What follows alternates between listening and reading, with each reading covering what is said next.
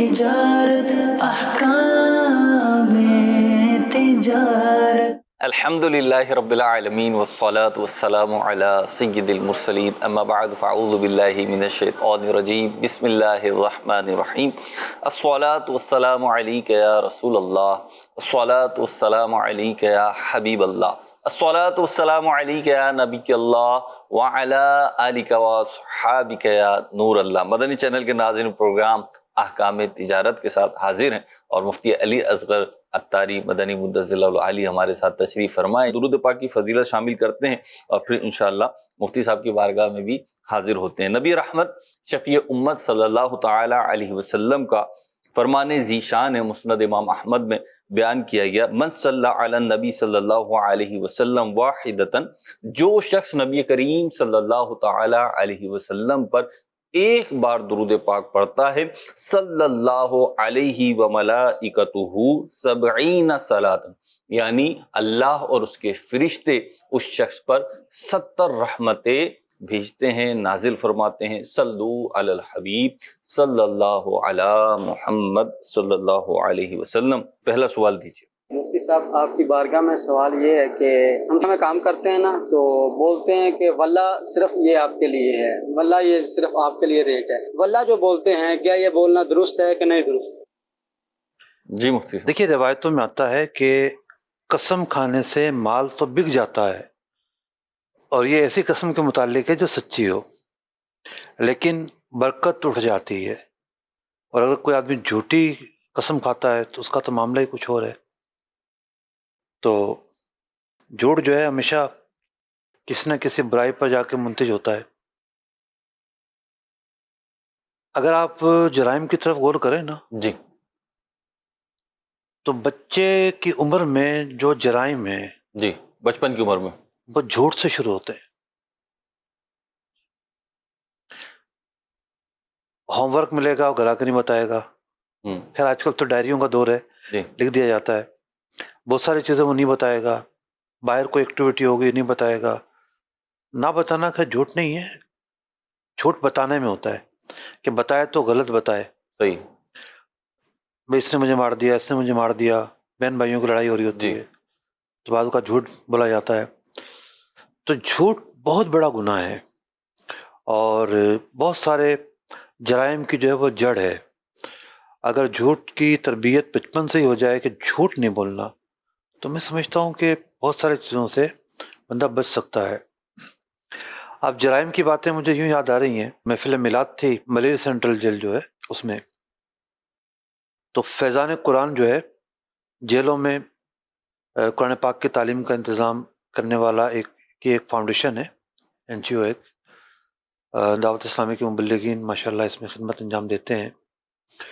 تو پوری بیرک ان حضرات نے تعمیر کی ہیں. کوئی 1,500-2,000 قیدی یونس میں رہتے ہیں. مسجد موجود ہے، پورا ایک باغیچہ موجود ہے، قرآن پاک کی کلاسیں لگتی ہیں وہاں پر، ماشاءاللہ. قیدی پڑھتے ہیں وہاں پر. تو ڈفرینٹ ایریاز ہیں. یہ ایک بیرک ہے جس میں یہ ایکٹیویٹیز ہیں. سب بیرکوں میں ایسا نہیں ہے، کیونکہ ایک سے بڑھ کر ایک فن خان جیلوں میں ہوتے ہیں. ٹھیک ہے. تو کچھ ہوتے ہیں جو نہیں چاہتے ہم یہ کام کریں جیلوں میں. آتے ہوئے ایک صاحب سے بات چیت ہو رہی تھی، اس نے کہا کہ کسی مقدمے میں کوئی بندہ گیا ہوگا، جی. تو وہ اس سے بڑھ کر جو ہے نا مجرم بن کر نکلا. اللہ. کچھ لوگ ہیں جو اچھے بن کر نکلتے ہیں، کچھ برے بن کر نکلتے ہیں. کچھ لوگوں سے مختصری بات ہو پائی، قیدیوں سے. جی ہاں. تو ایک صاحب چیک باؤنس میں اندر تھے، چیک باؤنس ہو گیا. راستے میں بات ہو رہی تھی ہماری، کسی نے کہا کہ جی میرا دوست بھی چیک باؤنس میں اندر لے کر آیا ہے، میں بھی اسے جانتا ہوں. تو اس کی ضمانت اس وجہ سے ہوئی ہے کہ اس نے چیک کے پیچھے پرپس لکھ دیا تھا کہ یہ چیک میں کس مقصد کے لیے دے رہا ہوں. صحیح. اور وہ پرپس تو پورا ہی نہیں ہوا تھا. ٹھیک ہے. جس کو چیک دیا گیا تو اس نے وقت سے پہلے ڈال کے اس کو اندر کروا دیا. صحیح. تو مالی معاملات، پھر 302 کے قیدی بھی تھے، یعنی قتل کے قیدی بھی تھے، دیگر قیدی بھی تھے، کچھ سچے کچھ جھوٹے، بہت ساری چیزیں تھیں. تو اب دیکھیں میں تو یہ دیکھ رہا تھا کہ سب سے بڑھ کر تو حسرت ہے، ان کے چہروں پر اداسیاں ہیں، روز راہ تکتے ہیں کہ مطلب کوئی ایکٹیویٹی ہوتی ہے نا ان کی کہ جناب انہوں نے جو ہے وہ پیشی پہ جانا ہے جی تو سوچنا شروع کر دیتے ہیں، خواب دیکھنا شروع کر دیتے ہیں، یوں ہوگا یوں ہوگا یوں ہوگا، کیس آگے بڑھے گا. وہاں جا کے پتہ چلتا ہے وکیلوں کی ہڑتال ہے، یا اللہ. واپس آ جاتے ہیں، نمبر ہی نہیں لگتے. پھر لگتا ہے پتہ چلتا ہے جی وہ جج صاحب نہیں آئے. ٹھیک ہے، ایک صاحب کہنے لگے کہ جی کسی اور جل کا بتا رہے تھے وہ کہ کوئی بڑے میاں تھے، کورٹ نے ریلیز کر دیا، 3 مہینے ہو گئے ان کے ڈاکومنٹ ہی نہیں آئے. ٹھیک ہے، تو ڈاکومنٹ کو پہیے لگانے پڑتے ہیں، پھر آتے ہیں، رشوت دینی پڑتی ہیں، پھر آتے ہیں. تو بہرحال ایک آزمائش ہے، جیل ایک آزمائش ہے، قید خانہ ایک آزمائش ہے. حضرت سیدنا یوسف علیہ نبینا علیہ الصلوۃ والسلام بھی اس آزمائش سے گزرے. اور دیکھا جائے تو نبی اکرم علیہ الصلوۃ والسلام جب شعب ابی طالب میں محصور رہے، ایک ابتلا اور آزمائش تھی، جی ایک معاشرتی مقاطعہ تھا، ایک بائیکاٹ کیا ہوا تھا، معاشرتی طور پہ تنہا کر دیا گیا. تنہا کر دیا گیا تھا. یہاں تو خیر اب اس بیرک کی طرف تھوڑا سا راؤنڈ بھی کیا جی تو ایک ایک بیرک میں اتنے افراد بھرے ہوئے ہیں. اب وہ صبح شام تک کیا کر رہے ہیں، اڑے اڑے یہ وہ فلاں فلوں. ٹھیک ہے، وقت بتانا ان کے لیے کتنا مشکل ہے، اندازہ لگائیں آپ. اس سے آپ ہو کر آئے ہیں، اور کیونکہ ایک عرصے سے آپ کے ساتھ الحمدللہ بیٹھنا اٹھنا ہے، تو آپ کی کیفیات بتا رہی ہیں کہ بہت کچھ ہے بتانے جیسا، بلکہ بہت کچھ ہے لیکن سب کچھ نہیں ہے بتانے جیسا. تو کیفیات ہیں. اور آپ نے جس بات سے بات شروع کری، بہت دفعہ ایسا ہوتا ہے کہ احکام تجارت کے عنوان کو دیکھ کر میں رک جاتا ہوں کہ سوال نہ کروں، لیکن بعض سوالات پھر بڑی ایسے ہوتے ہیں کہ معاشرے کو اس کا بڑا فائدہ پہنچنا ہوتا ہے تو کر بھی لیتا ہوں. تو ابھی جیسے آپ نے یہ ساری جو گفتگو کی ہے اس کی جو ریزن بنا، بنیاد بنائی آپ نے، وہ جھوٹ کو بنایا کہ جھوٹ جو ہے وہ بڑا جرم ہے، بڑا عیب ہے، اور یہ برائیوں کی یعنی اگر آپ بچوں میں ابتداً پیدا ہونے والے برائیوں کو دیکھیں نا تو جھوٹ اور ایسی چیز ہے جو ابتدائی برائیوں میں شامل ہوتی ہے. جی، تو آپ نے یہ فرمایا، اور بالکل اس میں کوئی دو رائے نہیں ہے، اس میں ایگری ہی کرے گا میرا خیال ہے جس کی بھی عقل سلامت ہے. لیکن میں ایک اور سینیریو میں سوچتا ہوں کہ معاشرے میں بہت ساری ایسی باتیں ہیں، آپ سے، مدنی چینل کے مبلغین سے، ہم علماء سے، مشائخ سے بہت ساری ایسی باتیں بھی سنتے ہیں جو چھوٹی چھوٹی سی ہوتی ہیں، یعنی بظاہر دیکھیں تو کوئی اتنا بڑا کارنامہ نہیں ہے، سچ ہی تو بولنا ہے، جو ہے بس وہ بتا دو، یہی ہے سچ. لیکن ہم دیکھتے ہیں کہ اس کے نتائج آپ بیان کر رہے ہوتے ہیں اتنے بڑے بڑے ہوں گے. دوسری طرف ہم دیکھ رہے ہیں کہ معاشرے میں وہ چیزیں ایسے رائج ہو گئی ہیں جیسے کوئی پرابلم ہی نہیں ہے. مطلب اب جھوٹ بولنے سے کسی کے کریکٹر پہ کوئی آنچ ہی نہیں آ رہی ہے، ایسا لگ رہا ہے، اگرچہ آ رہی ہے لیکن ایک معاشرے کی اکثریت کی کیفیت میں عرض کر رہا ہوں. دیکھیے جب بے حسی معاشرے پر طاری ہو جائے نا تب ایسا معاملہ ہوتا ہے. آپ یوں دیکھیے کہ کچھ عرصے سے رپورٹیں آنا شروع ہوئی ہیں کہ 20 ڈاکو آئے جی اور پورے ہوٹل کے موبائل چھین کے لے گئے، جی جتنے چائے پینے والے بیٹھے ہوئے تھے. جی سب کے.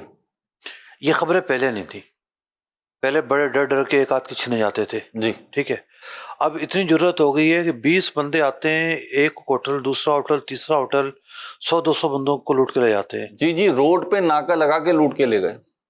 ایک طرح سے یہ ہوا نا، جی میں کہہ رہا ہوں یہ ناکہ تو بہت ہی سنسان گلیوں میں ہوتا ہے، اگر تھوڑی سی اور پولیس پیچھے ہٹ جائے تو یہ مین روڈ پر ناکہ لگائیں گے. مین روڈ پہ شاہراہ پہ جس پہ آپ بھی شاید روزانہ ہی گزرتے ہوں، ایسی شاہراہ پر رات کے 2:30-3 بجے ناکہ لگا کے، ناکے سے مراد یہ ہے کہ 2-4 لوگ کھڑے ہو رکاوٹیں گئے، کھڑے ہو گئے. گاڑیاں روکی اور ان سے سب کچھ لے کے فرار ہو گئے. یہ میں اس مہینے کی بات بتا رہا ہوں. تو مسئلہ یہ ہے نا کہ بندہ آگے بڑھتا ہے، جی بے حسی، لالچ، آنکھوں پہ پردہ پڑ جانا، ایک برائیاں ہمیشہ جو ہیں وہ جڑیں مضبوط کرتی ہیں، اور اس کی جو نوستیں ہیں، اس کی جو خرابیاں ہیں وہ پھیلتی چلی جاتی ہیں. بعض اوقات مار دھاڑ کے کیس میں آیا ہوتا ہے بندہ، قتل کے کیس میں آیا ہوتا ہے، ایک لمحے کا صبر ہوتا ہے وہ نہیں کر پاتا. تو یوں برائی ہمیشہ جو ہے اپنے نوستیں لے کر آتی ہے. جی. اگلی کال دیجیے. مفتی صاحب کی بارگاہ میں عرض ہے کہ ایک اسلامی بھائی 20 لاکھ روپیہ انویسٹ کرنا چاہتے ہیں اور جس کو دے رہے ہیں اس کو یوں کہہ رہے ہیں وہ کہ آپ مجھے ہر مہینے 2% کے حساب سے یعنی کہ 40,000 روپیہ مجھے دیجیے گا. تو کیا اس طرح سے ان کا لینا درست ہے یا کوئی اور شرعی بتائیے کہ آدمی جو سامنے والا لے رہا ہے وہ کس طرح سے ان کو 20 لاکھ کا پروفٹ دے گا؟ دیکھیے جو طریقہ کار بیان کیا گیا ہے یہ تو جائز نہیں ہے، اس میں تو بہت ساری خرابیاں ہیں، کاروباری موڈ نہیں ہے یہ. ٹھیک ہے نفع فیصد میں مقرر کرنا ہی ہوتا ہے، لیکن یہ نہیں ہوتا کہ ہر مہینے ہی نفع دینا ہے، وہ تو حساب کتاب پر ہوتا ہے. تو جو لوگ حساب کتاب نہیں کرتے خالی قرضہ دے کے نفع لیتے ہیں وہ اسی طرح کرتے ہیں، اور یہ خالصتاً سودی معاملہ ہے. آپ چاہتے ہیں کیسے صحیح ہو تو IEC دعوت اسلامی.com اس پر آپ جائیں، ٹیک اپائنٹمنٹ پر جائیں اور وہاں جا کر ٹائم بک کریں، میٹنگ کریں دارالفتہ سنت کے علماء سے اور ان سے رہنمائی حاصل کریں. مجھ سے ایک تحریری سوال ہے تفصیلی، اس کو میں سمرائز کر کے عرض کرتا ہوں کہ ایک کمپنی ہے جس میں کچھ فیس وغیرہ انویسٹمنٹ کر کے اس کمپنی میں آپ ایکسس لیتے ہیں. جب ایکسس لیتے ہیں تو وہ آپ کو ٹاسک دیتے ہیں روزانہ کا، اور آپ کو مختلف سوشل میڈیا پلیٹ فارمز پر موجود چینلز پیجز وغیرہ لائک کرنے ہوتے ہیں، سبسکرائب کرنے ہوتے ہیں. وہ زیادہ تر فوڈز کے ٹیکنیکل ٹائپ کے ہوتے ہیں اور وہ اس کے اوپر ہمیں رقم دیتے ہیں. ٹاسک جو دیا ہے اس کے اوپر ٹاسک پر کیا کرنا ہے؟ ٹاسک میں یہ کرنا ہے کہ آپ نے مختلف چینلز کو یا پیجز کو سوشل میڈیا پلیٹ فارم جو ہیں ان کو ایکٹیو کرنا ہے، ان سے جڑنا ہے اپنی ID کے ذریعے سے، تو پھر وہ پیمنٹ کرتے ہیں. یعنی وہ ڈمی جو ہے نا وہ گاہک بنا رہے ہوتے ہیں. جی، فالوورز یا لائکس اور سبسکرپشن جو ہے وہ. دیکھیے اس طرح کی بہت ساری جو ہے نا وہ چیزیں آ گئی ہیں جو ڈیجیٹل مارکیٹ میں 2 نمبری جو ہوتی ہے وہ یہاں مقصود ہوتی ہے. فیک لائکس بڑھانا، فیک ویوز بڑھانا. کوئی کہتا ہے ویڈیو دیکھ کر لیں، کوئی کہتا ہے یہ دیکھ کے کر لیں، کوئی کہتا ہے اشتہار پر کلک کر دیں. اس طرح کی جتنی پروڈکٹس ہیں وہ جائز نہیں ہیں، کیونکہ معاوضہ با مقصد کاموں کا ہوتا ہے، بے مقصد کاموں کا معاوضہ نہیں ہوتا. معاوضے کے لیے ضروری ہے کہ کام با مقصد ہو. یہ جتنے بھی کام ہیں یہ جائز نہیں ہے. اس سے آپ کو بھی اس طریقے کے ملتے ہی ہوں گے، جہاں پہ بھی آپ تشریف لے کے جاتے ہوں گے سوالات اس طرح کے زیادہ آتے ہیں. تو آپ کیا سمجھتے ہیں اس کی کیا ریزن ہے؟ یعنی ایک تو سستی، یا پھر یہ کہ مواقع ہی نہیں ہے کسی کام کے. آپ کس کو لیتے ہیں سر؟ کیونکہ اس طریقے کے افراد سے بات کی ہے نا کہ آپ کوئی اور کام کر لو، تو بعض اوقات وہ کہہ رہے ہوتے ہیں کام ہے کہاں، کیا کریں. آپ ایک کام کیا کریں اندہ، جی، اس طرح کے لوگوں کو بلا کریں، میں آپ سے 6 مہینے بعد ملوں گا، پھر حال چال پوچھیں گے. صحیح. 6 مہینے بعد وہ رو رہے ہوں گے وہ کمپنی بھاگ گئی، اس نے تو کہا تھا لیفٹ رائٹ ایک پوری چین بناؤ، ان کا بھی کمیشن ملے گا، وہ لے کر آئیں گے ان کا بھی کمیشن ملے گا. میں نے اتنے سارے لوگ کھڑے کر دیے، وہ تو بھاگ گئی، میرے پیچھے لوگ گھوم رہے ہیں، رونا شروع کر دے گا. آپ دیکھیے گا ذرا. شروع میں یہی بول رہے ہوتے ہیں نہیں جناب یہ فائدے، کیونکہ وہ کمپنی کی ٹریننگ لے کر آئے ہوتے ہیں. تھوڑے سے بڑے عہدیدار ہو جاتے ہیں، ان کو ذرا اسے سپاٹے بھی کرا دیتے ہیں، تو یہ دیکھتے ہیں ارے نئی دنیا میں آگے ہم پتہ نہیں کیا ہے. تو یوں دھوکہ جو ہے نا وہ بہت زیادہ ہے.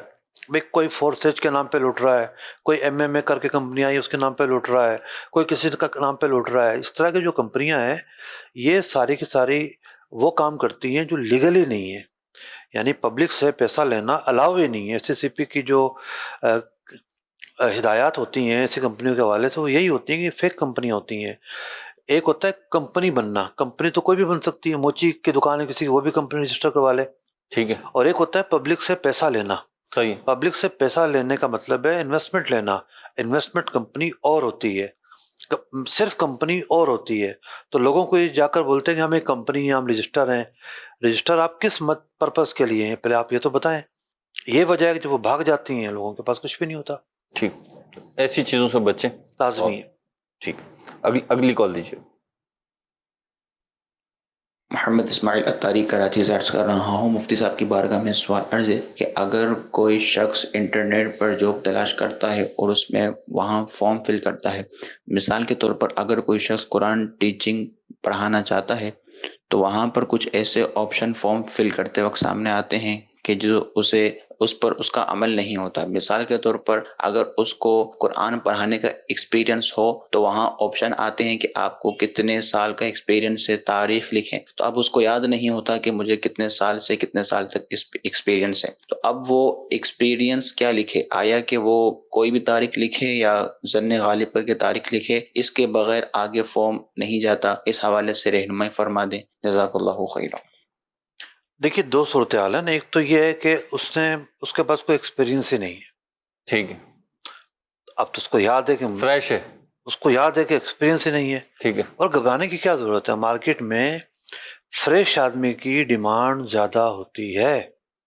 سب یہ ہاں، اچھا جو اولڈ آدمی ہوتا ہے وہ قیمتی ہوتا ہے، اولڈ از گولڈ. صحیح ہے. لیکن ڈیمانڈ ہمیشہ فریش کی زیادہ ہوتی ہے. وجہ کیا ہوتی ہے کہ وہ لو سیلری پر آتا ہے. ٹھیک ہے. کمپنی کا بینیفٹ ہوتا ایک سی اے کرنے والا جو ہے جی، جب وہ جوائن کرتا ہے تو 40-45 ہزار پہ جوائن کرتا ہے، لیکن اس سال 2 سال بعد وہ 2-3 لاکھ سے اوپر چلا جاتا ہے. صحیح. تو جو فریش لوگ ہوتے ہیں چونکہ ان کو تجربہ نہیں ہوتا اور بھی کئی وجوہات ہوتی ہیں، ان کی ڈیمانڈ زیادہ ہوتی ہے. بعض لوگ تو کیا کر رہے ہوتے ہیں، خاص طور پہ چھوٹی کمپنیاں، بندہ بہت زیادہ بھاری ہو جائے نا تو اس کو پھر معذرت کرتی ہیں کہ بھائی برڈن آ گیا کمپنی پر، کوئی درمیانہ بندہ لے کر آؤ. صحیح. تو ہاں، جو اولڈ آدمی ہے اس کی ٹیکنیکل جگہ ہوتی ہے کہ بھئی یہ یہیں فٹ ہوگا اور کہیں نہیں ہوگا. جی. ایسے لوگ جاب چھوڑتے بھی نہیں ہیں. صحیح. پہلی کمپنی چھوڑ رہی ہوتی ہے ان کو، صحیح. ان کی اپنی الگ ڈیمانڈ ہوتی ہے. الگ ڈیمانڈ ہوتی ہے، صحیح. الگ دنیا ہوتی ہے، لیکن وہ اسپیسیفک ڈیمانڈ ہوتی ہے ان کی. صحیح. کامن جو چیزیں ہوتی ہیں اس کی میں فریش لوگوں کی ڈیمانڈ زیادہ ہوتی ہے. صحیح. آپ نے کبھی سنا ہے کہ جناب سینئر ٹیچر چاہیے؟ کم سنا ہوگا. ٹیچر چاہیے زیادہ سنا ہوگا. صحیح. یہ زیادہ ہوتا ہے. صحیح. تو کہیں پہ بھی جو ہے فریش لوگوں کی ڈیمانڈ ہوتی ہے. مفتی صاحب بتا رہے ہیں تو آپ ٹرائی کریں، کوشش کریں. مجھ سے انہوں نے جیسے کہا، اب میں یہ عرض کروں کہ اگر آپ کے پاس نہیں ہے تجربہ تو گھبراتے کیوں ہیں؟ لکھ دیں تجربہ نہیں ہے، اس کی اپنی ایک ڈیمانڈ ہے. دوسری بات یہ ہے کہ اگر آپ نے پڑھایا ہے ماضی میں کبھی لیکن اب یاد نہیں آ رہا تو ظاہر بات ہے ظن غالب سے کام لیں گے. احتیاطاً تھوڑا کم ہی بتائیں.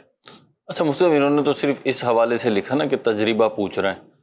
بالخصوص آن لائن کام جو ہوتا ہے نا اس میں بہت ساری چیزیں ایسی ہوتی ہیں کہ وہ باقاعدہ طور پر چیک نہیں کی جاتی. بہت ساری کمپنیاں کر رہی ہوتی ہیں لیکن کیونکہ آن لائن کا اس کا جو نیٹ ورک ہے وہ بہت بڑھ گیا ہے تو بہت ساری جگہوں پہ چیک نہیں کیا جا رہا ہوتا. وہ ایکسس دے دیتے ہیں آپ کے بتانے پر، تو وہاں پہ کسی بھی قسم کی غلط بیانی کر کے انٹر ہونا کیا درست ہوگا؟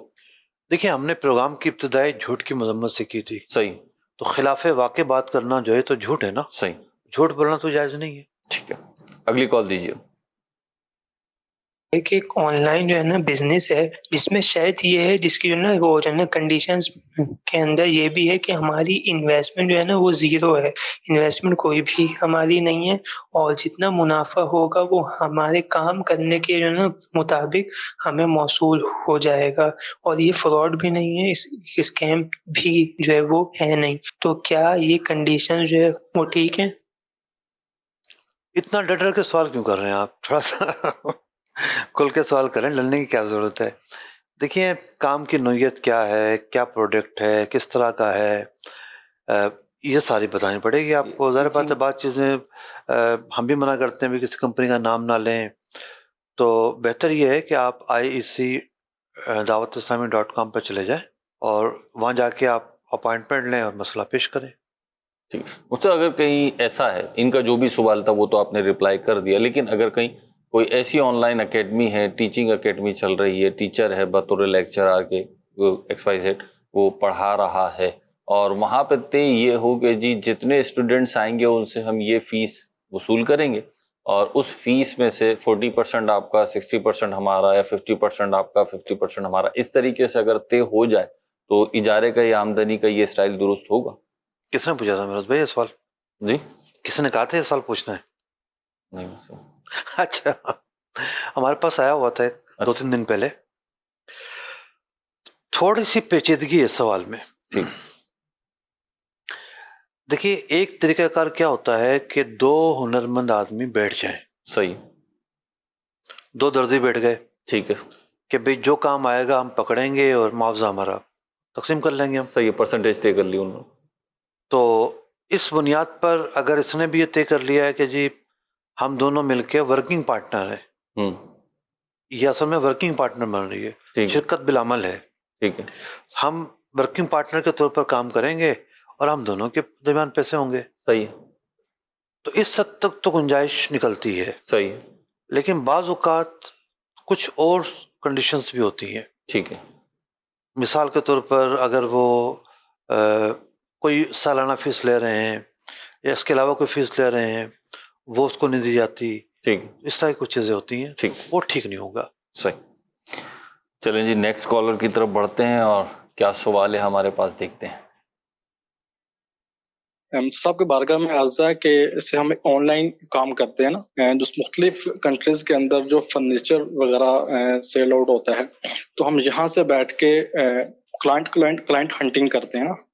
تو جب ہم کلائنٹ مل جاتا ہے تو ہم اس کمپنی کی طرف ریفر کر دیتے ہیں کہ یہ فلاں ملک کے اس شہر کا یہ کلائنٹ ہے. مجھ سے یہ بتاتے بھی ہیں کہ جب آپ کے پاس فرنیچر پہنچ جائے گا تب آپ پیمنٹ ادا کریں گے. تو کیا ایسا جو کمپنی وہ ہمیں اس کے عوض کمیشن دیتی ہے کہ ایسا کرنا کیسا ہے؟ دیکھیے آپ جو کام کر رہے ہیں اس کو بیچ تو نہیں رہے نا. ایسا نہیں ہے کہ آپ کے پاس مال نہیں اور آپ مال بیچ رہے ہوں. آپ اس کو کنونس کرتے ہیں، کنونس کر کے ریفر کرتے ہیں. یہ تو وہی کام ہے جو آپ کہہ رہے ہیں کہ بروکری ہے، کمیشن ہے، تو اس کی تو گنجائش موجود ہے. ایسا کرنا یعنی جائز ہوگا. ٹھیک. پرمکھ صاحب وہ جو کمپنی کا اور کسٹمر کا میٹر ہوگا اس سے یہ بری ذمہ ہوں گے. لنک تو انہوں نے کرا دیا. فرنیچر کا کام ہے، جی سودا ہوگا جب ہی ان کو کمیشن ملے جی گا. جی وہ جیسے کہہ رہے ہیں پیمنٹ بھی واپس نہیں ہوگا. ٹھیک ہے اگلی کال دیجیے. میرا مفتی صاحب سے یہ سوال ہے کہ ہم ایک ادارے میں کام کرتے ہیں، یہاں پہ اکثر ہم چیزیں نئی یا پھر بدلتے رہتے ہیں، یعنی کہ نئی چیزیں منگواتے ہیں. تو جو پرانی چیزیں ہوتی ہیں کسی کے استعمال میں ہیں یا کوئی امپلائی ہے تو وہ لے کر جاتا ہے کیونکہ وہ ہمارے استعمال سے نکل جاتی ہیں. تو ایسا کرنا کیسا، جبکہ وہ چیز ادارے کی تھی لیکن اب وہ کام میں نہیں آئے گی تو پھر امپلائی لے کر جاتا ہے. دیکھیے سرکاری ادارہ ہے، پرائیویٹ ادارہ ہے، پہلے تو یہ دیکھنے کی چیز ہے.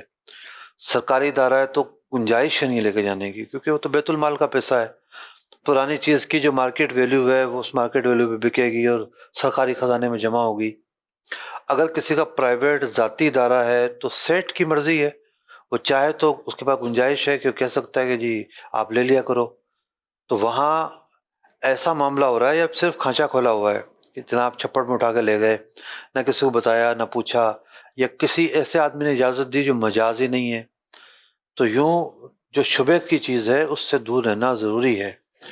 تو شبے یہ بظاہر شبے کا مال ہے کیونکہ ابھی تک کلیئر نہیں ہے کہ مالک وہاں کمپنی کا ہے یا سرکاری ہے، اور پھر مالک اگر ہے تو اس نے اجازت دی ہے یا نہیں دی ہے. جہاں صورتحال واضح نہ ہو وہاں پر پرہیز کرنا چاہیے، احتیاط کرنی چاہیے. کیونکہ وجہ یہ ہے کہ لالچ جو ہے نا، لالچ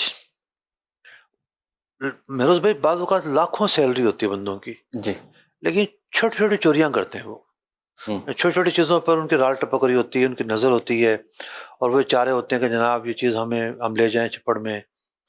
یہ اصل میں بد خصلت ہے، ایک بری عادت ہے کہ بس ان کو مال مفت چاہیے کسی طریقے سے. شبے کا مال کھانا تو انتہائی، یعنی بالفرض وہ مال اجازت ہی نہیں تھی اس کی، تو آپ نے کیا کیا؟ آپ نے تو ایک حرام مال استعمال کیا. اور حقوق العباد کے مسائل شروع ہوں گے، وہ ایک الگ ہیں. مفتی یہ سوال کا آپ نے جواب دیا، اسی میں اگر یہ بھی لے لیں کہ جیسے وقف ادارے ہوتے ہیں، وقف ادارے میں عوامی سطح پہ اگر میں بات کروں تو ہمارے جو بہت واضح محلے میں ہوگی وہ مسجد کمیٹیاں ہیں. ظاہر سی بات ہے ہم الحمدللہ پاکستان میں رہتے ہیں، محلے مسجد ہیں، اس میں کمیٹیاں بھی ظاہر سی بات ہے وہیں کی ہیں. ہر کمیٹی اتنی اویئر بھی نہیں ہوتی، اور بعض اوقات وہاں پہ جو ائمہ ہوتے ہیں، جو امام یا مؤذن ہوتے ہیں، وہ بھی اس درجے کے اہل علم نہیں ہوتے، یا یوں کہہ لیجیے ان کی چل نہیں پاتی. تو وہاں پہ بھی چیزیں تبدیل بھی ہوتی ہیں، خراب بھی ہوتی ہیں، ناقابل استعمال بھی ہوتی ہیں، اور پھر ان کا مختلف طریقے سے وہ جا رہی ہوتی. مختلف طریقے سے میری مراد ہے کہ کبھی تو بیچ کے وہ مسجد میں لگا دی، کبھی وہ اسٹور میں پڑی ہوئی ہے تو پڑی ہوئی ہے. تو ان کو کیا کرنا چاہیے؟ دیکھیے پرانی چیزیں نکلتی ہیں. مسجد کا معاملہ تو زیادہ سینسیٹیو ہے، ان معنی میں زیادہ سینسیٹیو ہے کہ اگر کوئی چیز ناکارہ ہو جاتی ہے تو وہ کہاں سے آئی تھی. صحیح. خاص ڈونر نے دی تھی تو اس کی دو قسمیں ہیں، بعض صورتوں میں ڈونر کوئی واپس جاتی ہیں، بعض صورتوں میں نہیں جاتی، اور چندے کے مال سے آئی تھی تو پھر وہ مسجد کی ملکیت ہوتی ہیں، تو اسکریپ کر کے جو ان کا مارکیٹ ریٹ ہے وہ بیچ کے دوبارہ جو ہے اس جیسی چیز میں پیسہ ڈالا جائے، یا کم از کم مسجد کو پیسہ واپس آئے گا.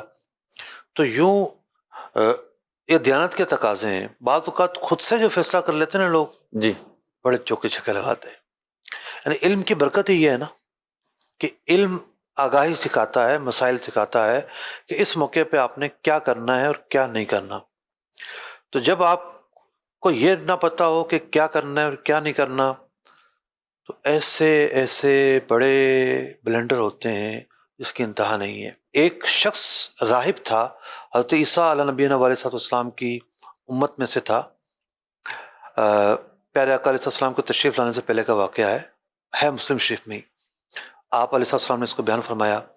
تو وہ حالت نماز میں تھا اور والدہ نے آواز دی تو اس نے سوچا مجھے کیا کرنا چاہیے. اب مسئلہ یہ ہے کہ اگر کوئی فرض نماز میں والدہ آواز دے تو نماز جاری رکھی جائے گی، اگر کوئی نفل نماز میں تو دو صورتیں ہیں. اگر والدین کو پتہ ہے کہ یہ نماز میں ہے تو نماز جاری رکھی جائے گی، انہیں پتہ نہیں اور نفلی نماز ہے تو نماز توڑ کر ان کو جواب دیا جائے گا. اب اس کو مسئلے کا نہیں پتا تھا اس موقع پہ کیا کرنا چاہیے. نماز جاری رکھی. اس نا علمی کی وجہ سے والدہ کی بد دعا ملی کہ اللہ تعالیٰ تجھے عورتوں کے فتنے میں مبتلا کرے. اللہ اکبر. ایک عورت اس کی طرف مائل ہوئی، اس نے اسے جان چھڑائی، قریب نہیں گیا، نیک آدمی تھا. وہ عورت کہیں اور جا کے مکالا کرتی ہے، بچہ پیدا ہوتا ہے اور لوگوں کے پاس پہنچ جاتی ہے کہ دیکھو یہ نیک بنا پھرتا ہے، اس کی حالت کیا ہے، یہ بچہ اس کا ہے. لوگ جمع ہوتے ہیں، اس کا عبادت خانہ توڑ دیتے ہیں. توڑنے کے بعد جو ہے وہ خوب مطلب کہ رسوا کرتے ہیں. تو یہ کہتا ہے بھی میری بات بھی تو سن لو. کہا بولو. تو کہا یہ بچہ بتائے گا کہ یہ کس کا ہے. ٹھیک ہے. تو حدیث پاک کا سیاق یہ ہے کہ 3 بچے ایسے ہیں جو پنگوڑوں میں جنہوں نے بات کی ہے. تو بچہ اللہ تعالیٰ سے قوت گویائی عطا کرتا ہے اور وہ یہ کہتا ہے کہ میں فلاں چرواہے کی اولاد ہوں. ٹھیک. لوگ تو یہ کرامت دیکھ کے اشش کر اٹھتے ہیں. یعنی اس کی جو ہے پاکی بیان ہو جاتی ہے. پاکی بیان ہوئی ہے اس کی، اور اس کی کرامت بیان ہوئی ہے. ٹھیک. کہ اللہ تعالیٰ نے بچے کو قوت گویائی عطا فرمائی، اس کی شہادت دی گئی، اس کی عفت کی، اس کی عزت کی، اس کی پارسائی کی شہادت دی گئی. تو اللہ تعالیٰ کا بڑا مقبول بندہ ہے. لوگوں نے کہا کہ جہاں ہم تو آپ کا عبادت خانہ سونے کا تعمیر کروائیں گے، آپ ہمیں معاف کر دیں. یہ کہتے ہیں کہ بھئی جیسا تھا ویسا تعمیر کر دو، مہربانی ہوگی. اب علماء نے ایک نقطہ لکھا کہ یہ آزمائش اور ابتلا تھی جس سے یہ گزرے ہیں. جی. اس کی بنیاد کیا بنی؟ ایک مسئلے سے لا علمی. پتہ نہیں تھا کہ اس موقع پہ مجھے کیا کرنا ہے. صحیح. یہ بات پتہ ہوتی کہ اس موقع پہ مجھے نماز توڑنے کی اجازت ہے. ٹھیک ہے. تو اپنی والدہ کو جا کے اٹینڈ کرتے. صحیح. اور والدہ کی منہ سے بد دعا نہیں نکلتی. ٹھیک. یہ ساری جو آزمائش آئی اس آزمائش میں نہیں آتے. تو کب کیا کرنا ہے یہ علم سکھاتا ہے. علم نہ ہو تو بڑی نوستیں واقع ہوتی ہیں، بڑی بڑی غلطیاں ہوتی ہیں، اور بندہ جو ہے پھر وہ دیواروں میں منہ مار رہا ہوتا ہے. اسے نہیں پتہ چل رہا ہوتا اس سے کتنی بڑی غلطی ہوئی ہے. بالکل پتہ نہیں چل رہا ہوتا. ہو سکتا ہے اس پہ 10 بندے تحسین کر رہے ہیں، بڑا اچھا کام کیا آپ نے، تو بڑا اچھا کام کیا ہے. یہ آخرت میں پتہ چلے گا پھر کہ آپ کیا کر آئے ہیں. تو بالخصوص وہ کام جو ایسے کام ہیں، خرچے والے کام ہیں، اور آپ نیکی سمجھ کے کر رہے ہیں، تو اس کے بارے میں کنفرمیشن علماء سے، مستند علماء سے اور مفتیان کرام سے ضرور کر لیجیے کہ میں یہ کرنے جا رہا ہوں یا یہ کرنے کا ارادہ رکھتا ہوں. آیا کہ مجھے شریعت نے اجازت دی ہے یا نہیں دی. اگر شریعت نے اجازت دی ہے تو سو بسم اللہ بالکل کیجیے، اور اگر شریعت اسلامیہ نے منع کیا ہے تو پھر اس سے رک جائیے. اللہ پاک ہمیں علم نافع عطا فرمائے. علم دین حاصل کرنے کا ایک ذریعہ مدنی چینل کی اسکرین بھی ہے کہ اس پہ جو پروگرام آتے ہیں، ہر پروگرام ہی الحمدللہ دینی پروگرام آتے ہیں اس کے اوپر، تو کچھ نہ کچھ سیکھنے کو ملتا ہے. دیکھتے رہیے مدنی چینل. صلو علی الحبیب صلی اللہ علی محمد صلی اللہ علیہ وسلم. احکام تجارت، احکام تجارت.